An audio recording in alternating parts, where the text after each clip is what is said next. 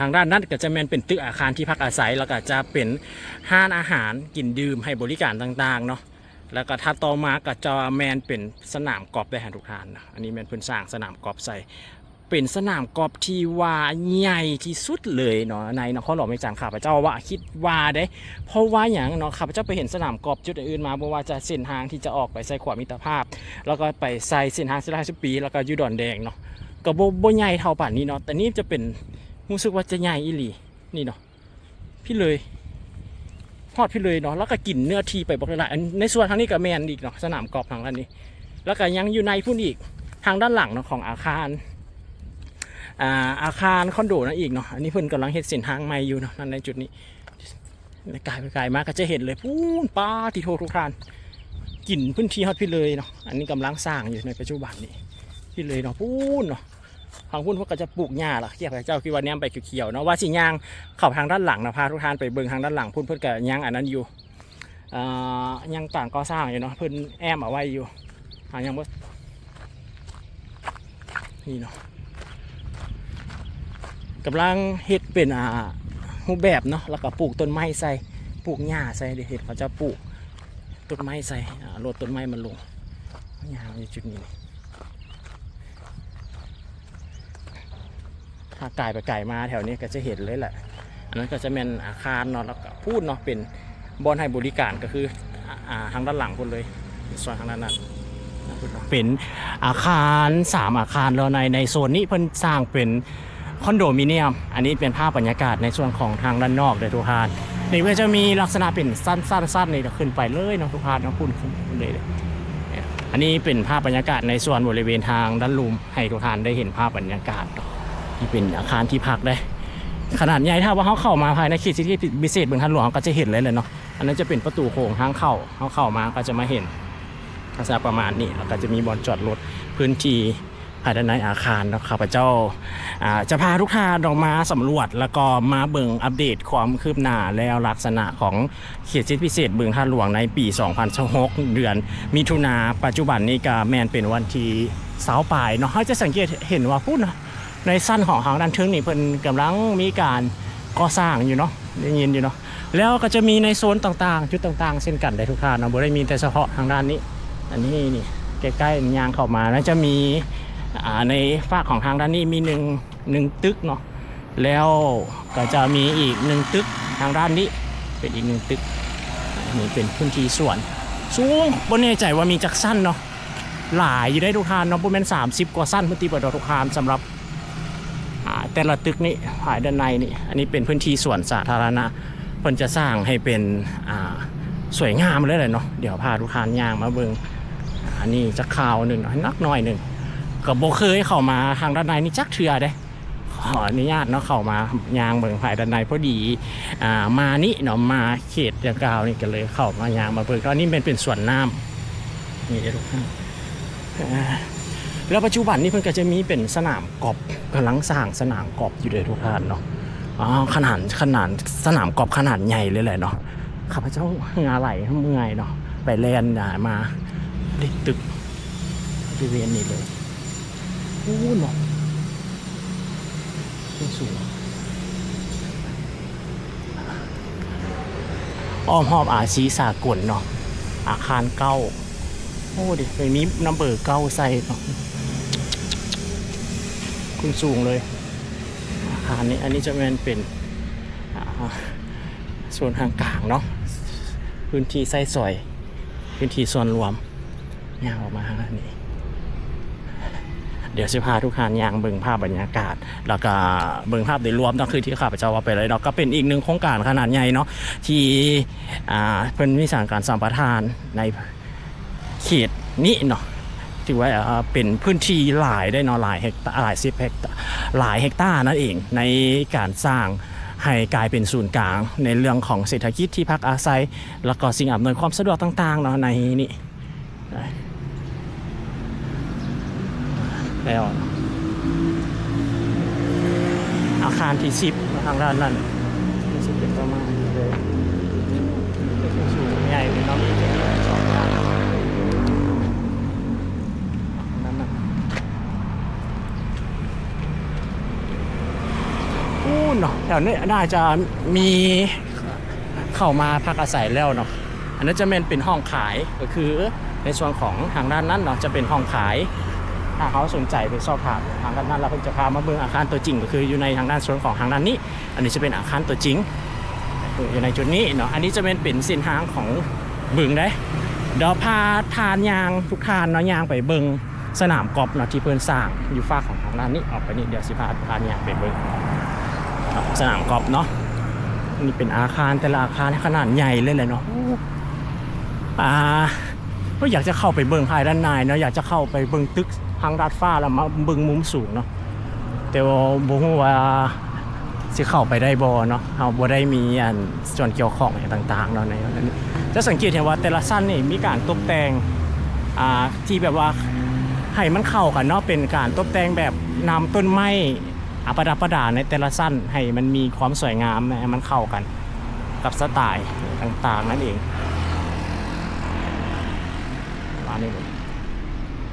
นี่เป็นเส้นทางออกมาจากสี่แยกไฟแดงพลทันเนาะออกไปพุ่นแล้วก็จะแมนออกไปใส่สามแยกนนหวายนั่นเองแล้วในฝากของทางด้านนี้สร้างมาตรฐานใหม่เนาะของที่อยู่อาศัยใจกลางนครหลวงเวียงจันทร์ชุดนี้จะเป็นโซนสวนสาธารณะแล้วก็เป็นโรงแรมนะที่เพิ่นเปิดให้บริการมาโดดละในพื้นที่ของทางด้านส่วนทางด้านนี้เป็นโซนทำอิฐเนาะของเขตพัฒนาบึงท่าหลวงดังกล่าวที่เพิ่นมีการสร้างตั้งแต่เบื้องต้นเลยก็คือเป็นส่วนของทางด้านนี้ข้าพเจ้ากระยางอยู่นี่สิพาทุกท่านไปเบิ่งสนามกอล์ฟบักใหญ่เลยเนาะเพิ่นสร้างอยู่ในนี้แล้วในอนาคตเขาก็จะเห็นพื้นที่กีฬาเป็นสนามกอล์ฟนะสนามกอล์ฟอยู่ในนครหลวงวิจารณ์ก็มีหลายสนามเลยใกล้กันกับในส่วนขวามิตรภาพกับมีหนึ่งแล้วก็ออกไปทางสินทาง400แล้วก็มีอีกหนึ่งสนามแล้วครับพระเจ้าจื่อได้แล้วก็มีอยู่นี่เนาะที่เป็นสนามใหญ่ค่ะนะแล้วก็ยังมีอีกหลายๆจุดก็คือมีอยู่ดอนแดงก็มีอีกอยู่เนาะนี่ภาพเป็นสร้างเนาะตัวใหญ่เลยอันนี้จะเป็นตึกแต่เก่าอยู่แล้วเนาะอาคารวิทย์เลยที่เขาเห็นกันถ้ากายไปกายมานี่ในสุรินทร์ก็จะเห็นอาคารทางนั้นอยู่นี่อันนี้เป็นภาพบรรยากาศล่าสุดเนาะในปี 2026 เขตเศรษฐกิจพิเศษบึงธาตุหลวงพื้นที่เขตเศรษฐกิจที่มีการพัฒนาในใจกลางเมืองทางด้านนั้นก็จะเป็นศูนย์การค้าลาวไอเต็กเนาะทางด้านนั้นทุกท่านย่างมาเบิ่งนี่เพิ่งกำลังก่อสร้างอยู่คนนอกน่าจะเข้าไปบ่ได้หรอกเนาะแอมสังกะสียังเอาไว้กันเอาไว้อยู่ที่นั่นส่วนทางจุดนี้หาเข้าไปสนามกอล์ฟก็คือไปเนี่ยเส้นทางเส้นนี้เลย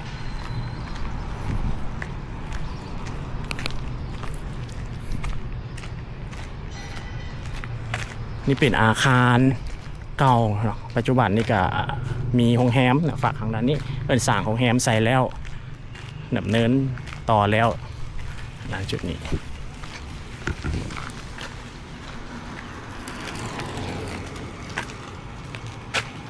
พื้นที่ที่เป็นสวนสาธารณะนี่ค่อนข้างที่จะมีหน่อยเนาะหน่อยกว่า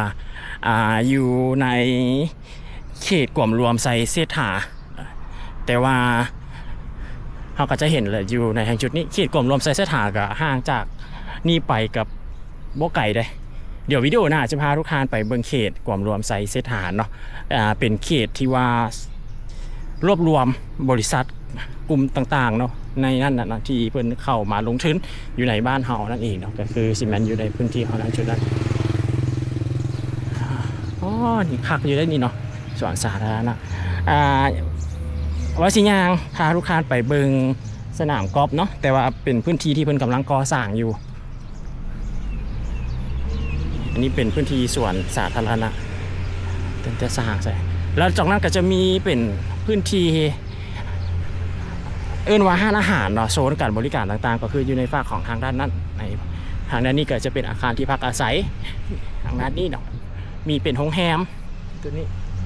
เป็นโรงแรมแล้วก็เป็นอพาร์ตเมนต์อยู่ในส่วนทางด้านในนั่นเลยแต่ปัจจุบันนี้เนาะฝั่งของทางด้านหลังของตึกดังกล่าวนี้จากแต่ก่อนเนาะที่เพิ่นเคยปล่อยปะเอาไว้ปัจจุบันนี้ก็กลับมาแล้วเนาะกลับมาสร้างขึ้นแล้วเนาะทานยาง นี่อันนี้ภาพบรรยากาศโดยรวมเนาะเบิ่งทางด้านนี้เลยแล้วนอกจากนั้นเนาะกิจกรรมของชาวนครหลวงเวียงจันทร์ก็คือเขาจะมักพากันมาแล่นเนาะในเส้นทางอ้อมบึงนั่นเองก็คือทางด้านเส้นนั้นเดี๋ยวจะพาทุกท่านย่างไปเบิ่งแล้วยังมีอีกหนึ่งอาคารเนาะที่เป็นอันเดียวกันกับโครงการตัวนี้ก็คืออยู่เส้นทางที่เขาจะไปออกไปใส่ในศาลแยกนนหวายนั่นเองหาทุกท่านย่างไปตื่นไปเบิ่งเนาะสำหรับในปัจจุบันนี้ก็ถือได้ว่าพัฒนาแล้วก็ปรับเปลี่ยนเนาะในพื้นที่ต่างๆก็ถือได้ว่าในระดับหนึ่งแล้วได้เนาะอยู่ภายในพื้นที่ของเขตนี้เดี๋ยววิดีโอหน้าพาทุกท่านไปเบิ่งเขตกล่อมรวมใส่เส้นทางน้ำกันเนาะว่าเป็นเท่าใดออกจากนี้ไปก็เส้นทางเส้นนี้นอกไปเส้นทาง450 ปีก็จะเป็นเข้าภายในเขตแล้วเดี๋ยวพาทุกท่านไปเบิ่งโอ้ตึกสูงๆเนาะตึกตัวนั้นสูงกว่าหมู่เลยในพื้นที่ทางด้านนี้ของอาคารโดยรวมเป็นอาคารที่สูงนี้อันนี้จะเป็นบอนที่ห้านอาหารเนาะห้านบันเทิงต่างๆก็คืออยู่ในส่วนของทางด้านนี้ถ้าเขายาวไปนี่ก็จะเป็นใช้เส้นทางหลักเลยบรรยากาศตอนเศร้าๆของผู้คนก็ถือบ่หลายเนาะก็คือจะมีจำนวนหนึ่งส่วนหน่อยเนาะในการเดินทางยังไปต่างๆ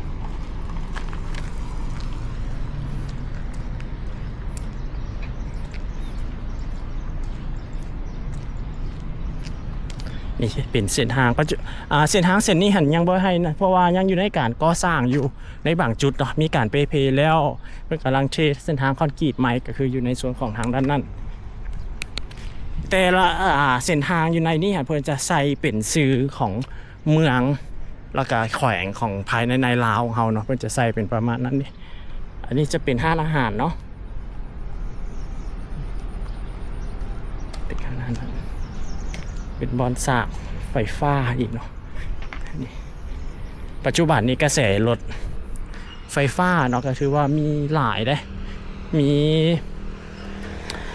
หลายยี่ห้อหลายแบบเนาะเข้ามาบริการแล้วก็นิยมก็ถือว่าในระดับหนึ่งในการนำใช้รถไฟฟ้าถนนเส้นนี้เส้นใหญ่เป็นถนนเส้นหลักเลยแหละในการเดินทางนะแต่ว่าปัจจุบันนี้ได้รถจักรเลยไปอันนี้เนาะไปนี่ก็จะออกไปใส่ในส่วนของทางด้านที่เรียกว่าตลาดเนาะตลาดนั่นเองขายแล้ว15ทุกทางยางไปนี่แลนเนาะทั้งยางทั้งแลนนั่นแหละเนาะวิดีโอนี้มันอาศัยย่างเอาได้เนาะจะบ่ได้อาศัยที่อื่นว่าขี่รถเนาะเส้นทางขี่ฝุ่นง่ายกุ้มเลยนี่วันนี้จากจุดนี้ไปก็เห็นสนามกอล์ฟทาไก่ไปไก่มาเส้นทางเส้นนี้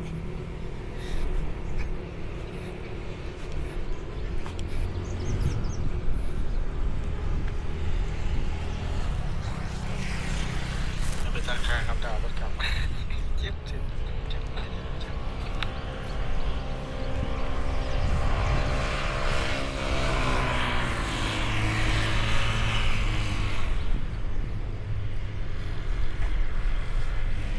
โอ้เนาะเฮ็ดหลายเด้บ่ได้มีแต่เฉพาะในทางด้านจุดนี้ก็คือพื้นที่ทางด้านหลังนะของโซนอาคารทางด้านนี้นะก็คือเป็นสนามกอล์ฟเบิดเลยบ่ได้มีแต่เฉพาะในทางด้านจุดนี้ที่เพิ่นสร้างเป็นสนามกอล์ฟอันนี้เฮายืนจากจุดนี้ทางขวานี่เฮาก็จะแนมไปเห็นสนามกอล์ฟเนาะเป็นต้นมะพร้าวใหญ่เลยต้องเอามาปลูกก็ถือว่าเป็นมากมีมากพร้อมมะพร้าวก็จะเป็นต้นที่ว่าบ่มีหากแก้วเนาะต้นมะพร้าวนี่เป็นการเพาะเลี้ยงมาแล้วก็เอามาปลูกอยู่ในพื้นที่ของนี่เนาะสนามกอล์ฟกับฟ้าของหางนั้นขนาดใหญ่เลยแถวนี้มีมากพร้อมเลยนะเห็นมากน้อยๆอยู่นะทุกท่านนั่นและนี่เป็นเส้นทางเราที่กำลังมีการก่อสร้างอยู่แล้วก็ใกล้ๆกันนี่เลยเดี๋ยวจะพาทุกท่านยางมาเบิ่งตื่มเนาะตึกนั้นเลยโอ้ฮอดพุ่นเลยเนาะรถจอดเลยในพุ่นก็ต้องได้ยางไปอีกได้ยินยางไปอีกไก่เติบอยู่เนาะหลายกิโลอยู่เป็นการออกกำลังกายไปได้ทุกท่านเนาะพื้นที่ที่เพิ่นดำเนินอยู่ในปัจจุบันนี้ถ้าแนมจากมุมนี้อันนี้เป็นกว้างหน่อยหนึ่งนะแต่ว่าแนมด้วยสายตาก็จะเห็นพูนเนาะพูดฮอดพูดเลยเนาะสำหรับขอบเขตพื้นที่การก่อสร้างแต่ก่อนแถวนี้ก็จะเป็นป่าแถวนี้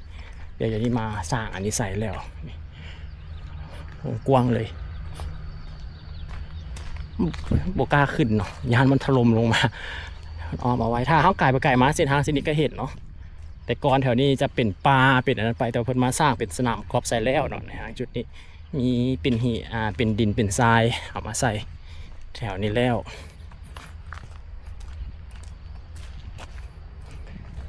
จะมีอีกหนึ่งจุดนี่เป็นอีกหนึ่งตึกในส่วนของทางด้านนี้ใกล้ๆกันเลยใกล้ๆกันกับตลาดธาตุหลวงในส่วนของด้านจุดนี้เราก็จะเห็นใกล้ๆแล้วแต่ก่อนเนาะเส้นทางเส้นนี้มันก็จะออกมาตั้งแต่สี่แยกไฟแดงพลทันแล้วก็ออกไปใส่ในส่วนของสามแยกโน้นหวายนั่นเองเป็นเส้นทางนอนอยู่ในเขตเศรษฐกิจพิเศษบึงธาตุหลวงอ้ายไปน้ำแน่ค่อยว่าไหวที่จะย่างแล้วเนาะย่างมาแต่พูดเนาะทุกคานเนาะย่างมาติดตึกอันตัวพูดเนาะออกมาฮอดพี่แล้วก็คือสีย่างอีกแล้วย่างไปหารถเนาะรถจอดไว้ในพูดเลยเป็ดเส้นทางแต่ก่อนนี่มาก็คือขี่รถมาถือว่าท่าทายกับทางไก่ตัวเองเนาะย่างเลยในตอนนี้ใกล้ๆละเดี๋ยวสิพามาเบิงอันนี้ก็เป็นอีกหนึ่งโครงการอ้อมหอบอ่างซีเนาะเป็นอาคารที่พักอาศัยเป็นพื้นที่ที่ดำเนินอยู่สำหรับเขตเศรษฐกิจพิเศษบึงธาตุหลวงนี่เนาะ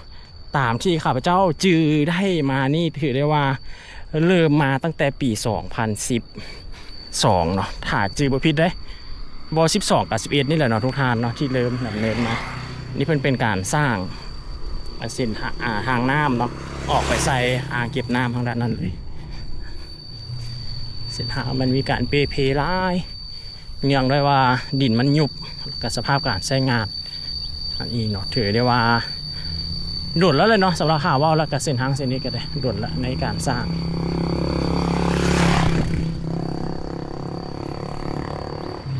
เดี๋ยวจุดที่เพิ่นสร้างใหม่ก็คือเป็นจุดที่สร้างเป็นเส้นทางคอนกรีตเลยเนาะจากเส้นทางยางพื้นที่ยังเปล่าวางในเขตบางจุดก็ถือว่ายังหลายอยู่ในจุดนี้ก็ถือได้ว่ายังการดำเนินอยู่ถ้าว่าท่านไหลไก่ไปไก่มาเนาะในเส้นทางเส้นนี้ก็ยังไปไม่ได้อยู่แล้วก็ได้ไปใช้เส้นทางอ้อมหอบเลยสำหรับเส้นทาง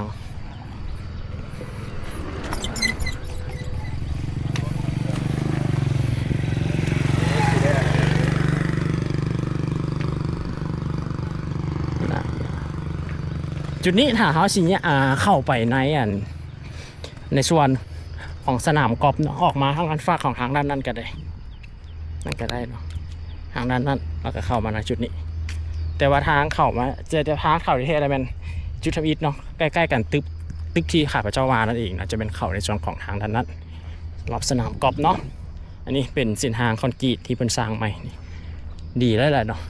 ดีเลยคักเลยนะสำหรับเส้นทางเส้นนี้กว้างอีกเนาะทางนี้ก็จะมีเป็นตึกอีกจะสังเกตเห็นว่าเพิ่นจะเขียนชื่อของถนนเนาะเป็นแขวงต่างๆในลาวนี่เนาะถนนหัวพันถนนเวียงจันทร์ถนนคำมวนนี่ถนนหลวงน้ำท้านี่จะใส่ชื่อเป็นประมาณถนนธาตุหลวงก็คือถนนที่เฮายางอยู่นี่เองเนาะตึกอีกตึกหนึ่งรูปทรงกับคล้ายกันกับตึกที่พาพานไปเบิ่งในการเปิดคลิปแล้วเนาะกับอันเดียวกันรูปทรงอันเดียวกันก็เป็นนอนอยู่ในโครงการอันเดียวกันที่อยู่ในชุดนี้เส้นทางเส้นนี้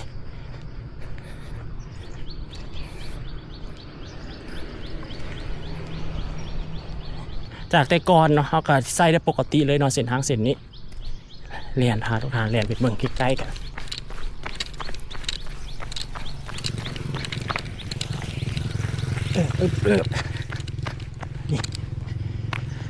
ปัจจุบันนี้การสร้าง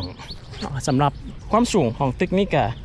ถือว่าสิ้นสุดแล้วเนาะในการสร้างแต่ว่ายังอยู่ในการตกแต่งทางภายนอกแล้วก็ภายในแต่ว่าความสูงในพื้นฐานของการสร้างถือว่าสำเร็จไปแล้วเนาะในส่วนของทางนั้นสำหรับอาคารดังกล่าวนี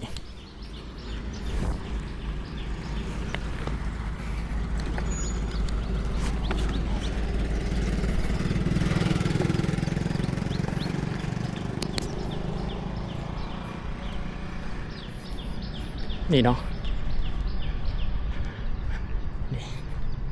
อาคาร มี2อาคารเนาะในส่วนทางด้านนี้จะในตัวนั้นจะมี3อาคารแต่อยู่นี้จะมี2ที่กันแต่ว่าเบิ่งพื้นฐานเบิ่งรูปทรงลักษณะจังซี่เนาะก็จะมีความแตกต่างไปอีกแบบหนึ่งในเรื่องของห้องเรื่องของต่างๆนะสังเกตเพื่อนจะสร้างเป็นคล้ายคือกันกับห้างเพิ่งเนาะรูปทรงลักษณะเขาจะแนมเบิ่งนะทุกท่านเป็นประมาณนี้ข้างนอกเราเพราะว่าเพื่อนยังบ่ทันได้ใส่ฮาวอย่างใส่ตื่มอยู่เราจะเบิ่งเป็นซอดออกไปเนาะคล้ายกับห้างเพิ่ง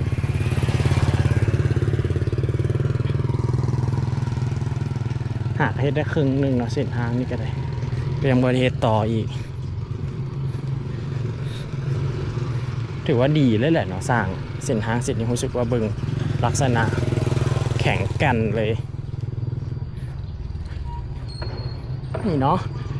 หลายท่านถามว่าอันนี้มันหยังเนาะทางนี่กลายไปไกลมาทางฝั่งนั้นเห็นมีตึกอยู่ก็เป็นโครงการอ้อมอาซีอันเดียวกันเนาะที่เป็นนำอยู่ในปัจจุบันนี้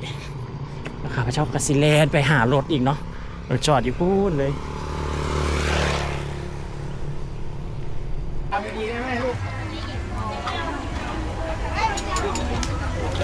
เวลาเขาย่างแล้วเราก็มานี่เนาะมีอาหารค่าเราขายบริการขายกาแฟข้าวจีอย่างต่างๆเนาะหลายเด้ทานเนาะเต็มตอนเศร้าๆแบบนี้ก็จะมีบอลนางบอลผักแต่ว่าอยู่นี่มันบ่มีไฟให้ใส่เด้อที่สุดท้ายเราต้องได้ใช้เครื่องปั่นไฟเองเลยไม่ได้มีบริการไฟนี่เป็นเส้นทางอ้อมหอบบึงนั่นเองเนาะเป็นกิจกรรมของชาวนครหลวงเนาะในเขียนนี่สลายจะเป็นเช้าของเมื่อวันเสาร์เด้อวันไงกับทางไดกินของพวกเราเนาะมีของแจกของแถมให้กับทุกทานได้หลากหลายกันเลยเป็นใครที่สนใจผลิตภัณฑ์ตัวไหนแบบนี้อยากเข้ามาสอบถามไดกินเป็นอย่างไดกินเป็นจังไหนเป็นอย่างต้องเป็นไดกินเนาะเข้ามาที่บูธของพวกเรามีพนักงานหรือว่าจะเป็นพนักงานทางการขายพนักงานเทคนิคแบบนี้คอยให้คำปรึกษาทุกทานเป็นใครที่สนใจแบรนด์ไดกินสามารถเข้ามาร่วมทีบูธกับพวกเราได้เลยพวกเรามีกิจกรรมให้เล่นหลากหลายเลยเนาะพวกเราอยู่เพียงมือนี้มือเดียวเท่านั้นน้องเป็นใครที่สนใจยางเลเข้ามาหรือว่าเล่นแล้วเราจะเข้ามาจะได้เอาตัวพวกเรามือนี้อยู่ถึง10 โมงกันเลยเป็นใครที่สนใจสามารถแวะเข้ามาที่บูธของพวกเราได้มีพีจีงามๆคอยซัพพอร์ต